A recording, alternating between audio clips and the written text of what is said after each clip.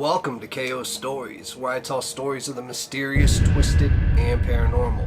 And today is no different. I got a really good story for you guys. So, without any further ado, it's time to slip into a mind that's not our own.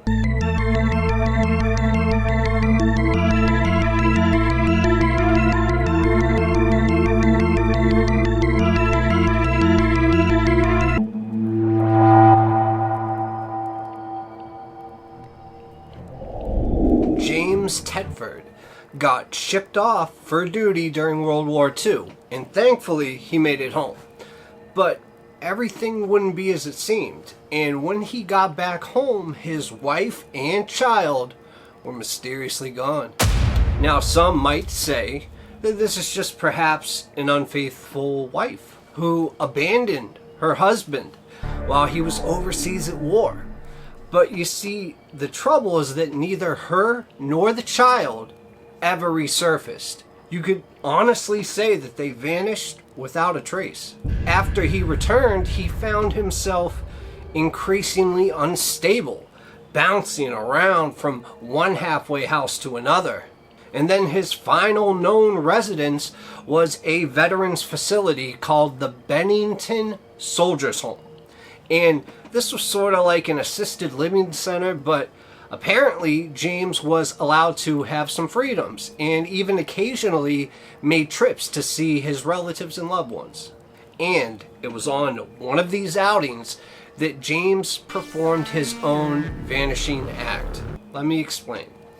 After visiting a relative in St. Albans, Vermont, he was taking a bus back to Bennington along with 14 other veterans when all of a sudden he went missing. Yes, you heard me right. He went missing on a bus.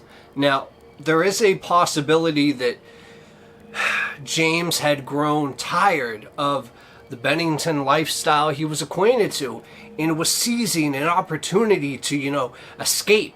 But there's just one problem with that. Or should I say 14? Yes, according to the 14 other passengers on the bus, there was simply no time for James to leave unseen. Instead, they said that the man disappeared right in front of their eyes, and everybody on board swore that James had been comfortably asleep, and he was kind of nestled in on each side by his belongings, and then all of a sudden, he wasn't there. Now, the day that he vanished was December 1st, 1949. Now, this date is significant because it marked the 3rd anniversary of the mysterious disappearance of his family. So, despite the ominous anniversary, he seemed to be in a good mood that day and then comfortably fell asleep, apparently trying to take a nap for the rest of the bus ride. And then, only a few minutes after James went to sleep, these alarmed fellow passengers looked over to him and found that nothing remained. The man who was just sleeping peacefully moments ago has now vanished into thin air.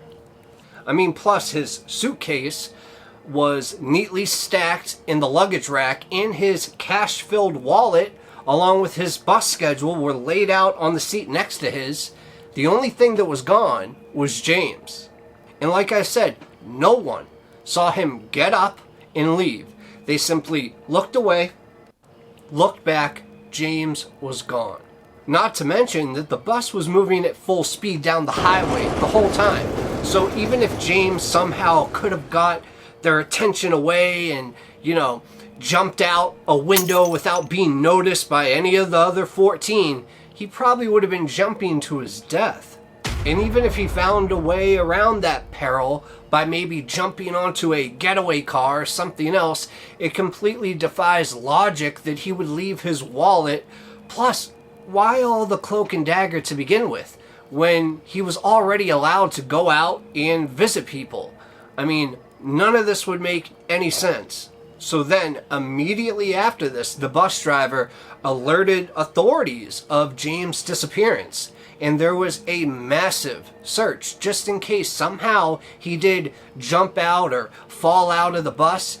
And even though that may have seemed impossible, they still executed the massive search, but found nothing. Now see, things get a little more interesting when you realize that the disappearance of James Tetford is just one of many that have occurred in that region. And actually, the disappearances have been prolific over the years and have prompted paranormal researchers and other people, especially paranormal researcher and author Joseph A. Citro, to dub the southwest corner of Vermont the Bennington Triangle. Now, this was in reference to the wide range of strange, mysterious, and paranormal events that took place right in that area. And get this, the middle point of this paranormal triangle is said to be Glastonbury Mountain. And many before and after James have vanished on or around this local landmark. And coincidentally enough, it was right as the bus was approaching the nearest point on the route to Glastonbury Mountain that James himself disappeared. So some might ask, did he fall asleep, perhaps dreaming of being back with his family, and then all of a sudden just awaken right next to them in a different or parallel dimension? Or did James simply find a way to somehow sneak off that bus in a manner that no one was able to see him? Well, there's only one person that would know, and that person is James Tetford, and he hasn't been heard from in over 70 plus years. I mean, the honest truth is we will probably never know what happened during the course of his disappearance, but it does continue to intrigue every single person that hears it. I'm sure it intrigues you right now. I mean, think about it. It's a Bermuda Triangle, so to speak, in Vermont. Somewhere where we could literally go drive near a mountain.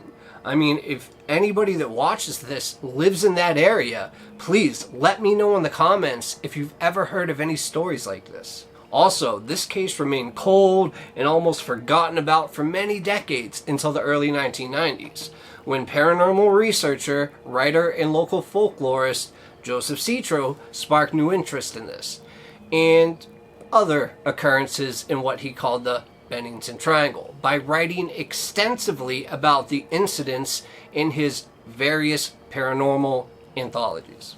And since then, public interest has mainly centered on the mysterious Glastonbury Mountain, where modern urban legend and ancient Native American folklore have seemed to produce a really good mythology.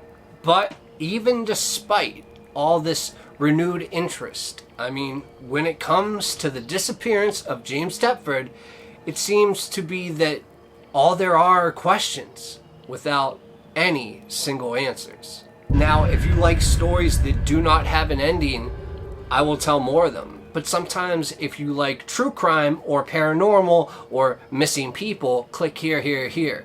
And until then, we're going to continue slipping to the mind of someone else. And welcome to KO Stories, where I tell stories about true crime, missing people, and the paranormal. As of now, it's time to slip into a mind that's not our own.